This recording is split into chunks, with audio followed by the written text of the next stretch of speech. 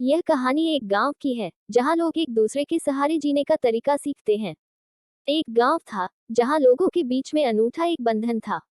यहाँ के लोग एक दूसरे के साथ मेहनत करते, सहायता करते और एक दूसरे के साथ खुशियों और दुखों को बांटते थे। इस गांव की कहानी बहुत ही अनोखी थी। एक बार गांव में एक नया आदमी आया।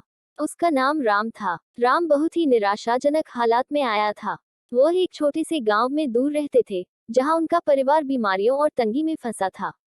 उन्होंने सोचा कि वह इस गांव में आकर नए जीवन की कोशिश करेंगे। राम गांव में आकर एक आदर्श बनने के लिए प्रयास करने लगे। वे हर काम में मेहनत करते, दूसरों की सहायता करते और सबके लिए प्रेरणा स्रोत बन गए। दूसरे लोगों की खुशियों और दुखों में भी वे सहभागी रहते। एक बार गांव में बड़ा दुख का समय भी आया जब गांव के मुखिया का बेटा अचानक बीमार पड़ गया। उसकी स्थिति गंभीर थी और उसके परिवार को इलाज के लिए पैसों की आवश्यकता थी। लेकिन गरीबी के कारण परिवार के पास इतनी धनराशि नहीं थी।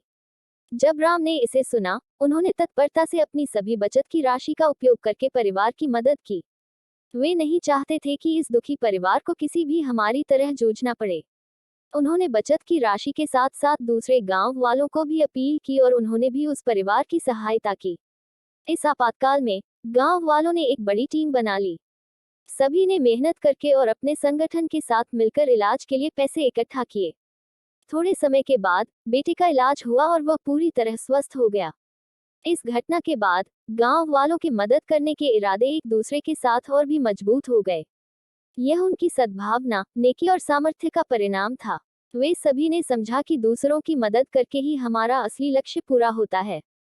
वह गांव अब एक परिवार की तरह था, जहां हर कोई एक दूसरे का सहारा था।